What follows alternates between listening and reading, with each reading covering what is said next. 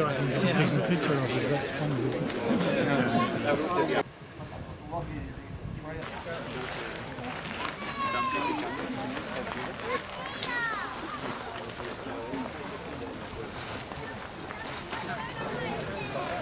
Now, again, I was particularly buoyed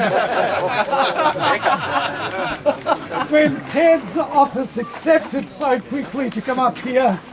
So, first of all, please give the former Premier a hand. You don't have to make a speech or anything if you don't want to. What? Politician, come on. The Fink got to speak, I get to speak. But Ted will speak. And he's got the scissors. I've got to say, Perry, thank you very much, and to you and all your team, and to all of you, and to Alan and his family, and everybody else who's put this together. Let me say, I'm a bit of a NASA perv, not a NASA nerd. I follow the NASA tweet sites.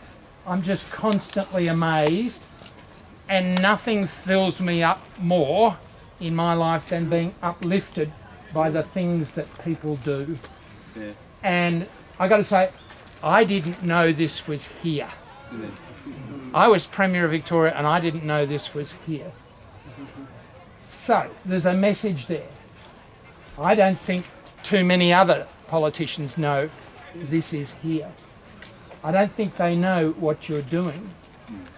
And maybe they don't need to know. However, politicians are suspicious of secret societies. Now, I arrived here and I thought that I was in a Jim Jones convention. You're all sitting in order, waiting to be served the Kool-Aid by Perry, waiting to say some dramatic farewell and be lifted up into the atmosphere.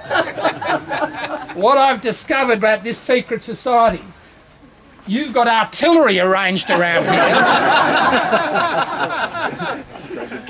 And that is artillery that can bring down just about any drone. I've got to say, I own NASA. When I was just little, some of you are probably as old as me, I had a lucky break here of NASA. I was in the school debating team. And we had a debating final. And I turned up at school and somebody said to me, "Are you ready?" And I thought, oh, I had completely forgotten. I was totally and utterly unprepared for the final of debating, which is the story of my political career. However, at about 9:30 that morning, the school bells rang. We were all dragged into the assembly hall and we were forced against our will to sit down and watch Armstrong land on the moon. Great. NASA saved me from the evils of debating. I've owed NASA ever since. I feel incredibly uplifted by just seeing what you're doing here. I would encourage you to keep going.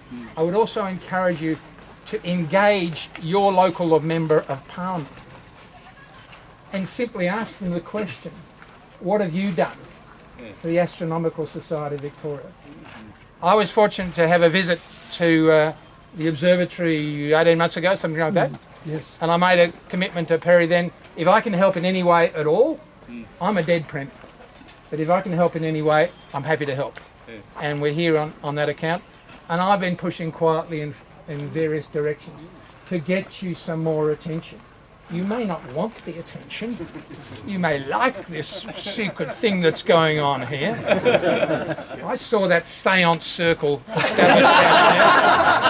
I'm suspicious of that, and I expect to be elevated later on. You will be. But this is an amazing place.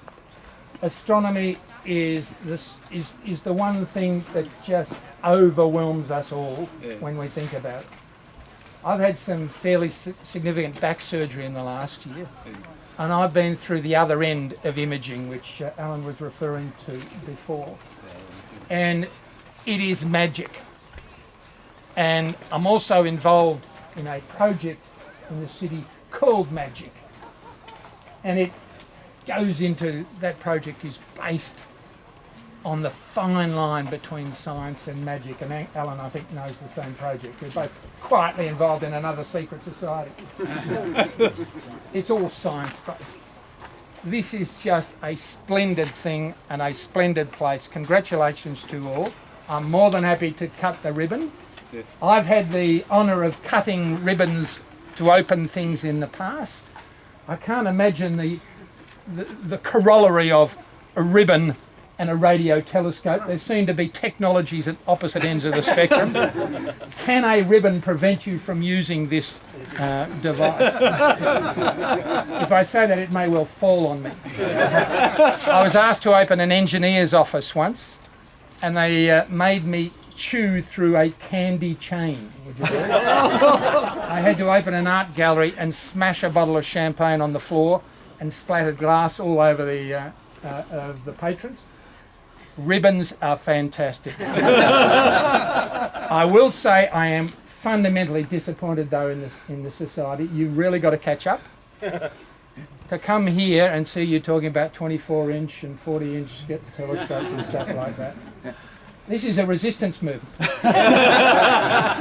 My architectural partner in another life used to call me the metric man.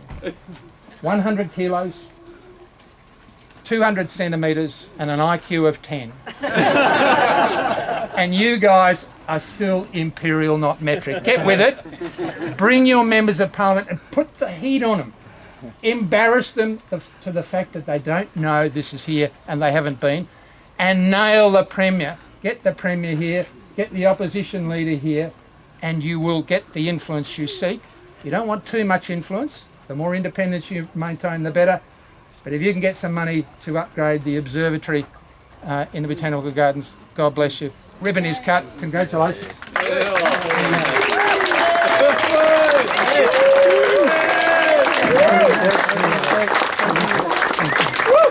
And now just turn around and we just... No, I'm not going to stab you in the back. Get closed in and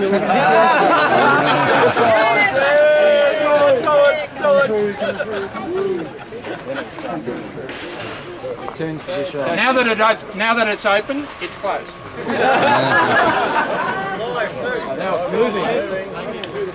Now, guys, we're going to do the sky tour now.